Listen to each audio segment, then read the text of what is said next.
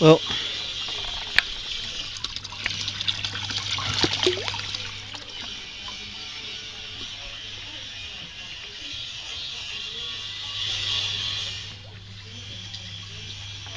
here in Queensland, there's certain laws about keeping your crocodiles for demonstrations. You see, they're not allowed to be kept for over 1.2 metres. And I'll have a little bit of a predicament. You see, my big salty is well and truly over that. And last time I had the authorities come and knock at the door, they looked and said, alright, you have to sort it. That's all good and well.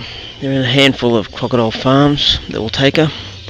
And problem is, when the crocodile farms take her, they turn her into a handbag and some Asian dinner. Anyway, I'm not too keen on that. Having worked with this crocodile for 7 years, you kind of build a bit of a bond, a little bit more than a tool of the trade. And also this particular crocodile, she's got an unusually awesome personality. Obviously when I enter her enclosure now, she straight away thinks there's food, so she spins around and carries on like a salty. But as soon as we snout her and take her outside, for 12 hours straight, 3 days in a row, she can be poked, prodded, kicked, molested by kids, and she doesn't flinch, she doesn't care. She's an awesome tool to promote conservation and ecology of reptiles. You see, the whole objective of us doing demonstrations is to try and sway the public's perception on the big nasty things that do damage to us, and let them realise that there's also a good side. And I, in my own opinion, believe that there is no better tool than this girl here.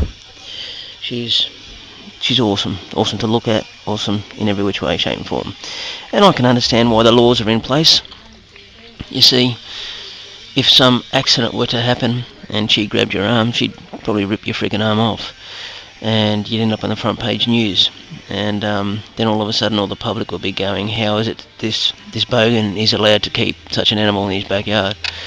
So National Parks think, well, we'll make it, cap them at 1.2 metres, and therefore if there are any accidents it'll be blood and ulch, no more.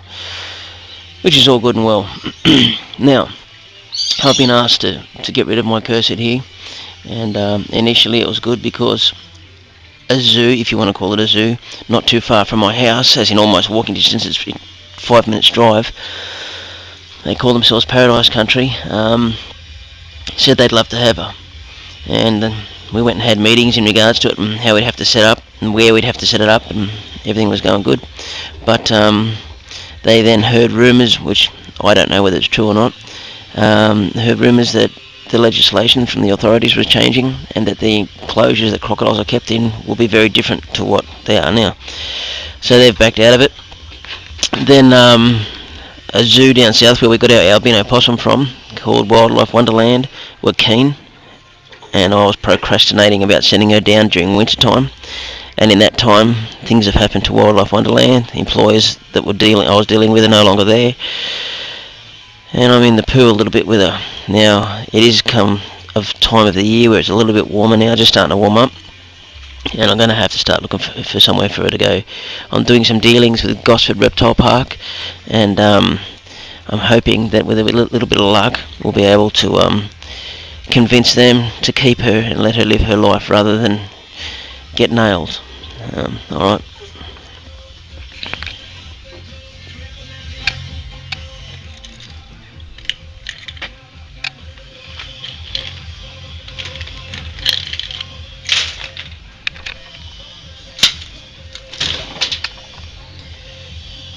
There she is there. You can see her length. This piece of timber that she's on is 2.4 long, and when she's just about touching the end there, if I touch her tail she'll spin around and grab me because she thinks food, but the tail's curled up here, so I guess it's probably 4, so she'll be 2.2, 2.3 metres now.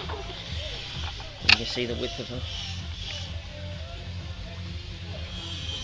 Still very cold at the moment. We're probably looking at 22, 23 degrees, which in the terms of crocodile is way too little. You can see her skin's a little bit dry there, and the reasons for that is she's spending a lot of time in the sun trying to warm up rather than jumping in the water and doing what she's got to do. But that'll change in the next couple of weeks because it's going to be so warm. But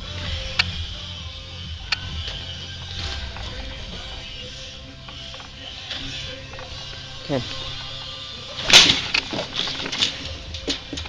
Oh, Bubba. She thinks I've got food for her. Obviously I'm not going to put the camera too close. We'll probably lose the camera and any fingers that go with it.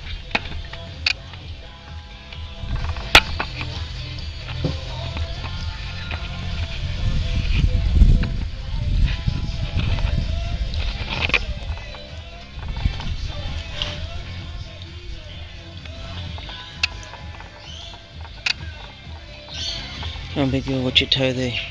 I don't want to close the door now because your toe's going to get jammed. But anyway, this is Cursed, and I wanted to go to a good home. So I'm going to post this on the websites.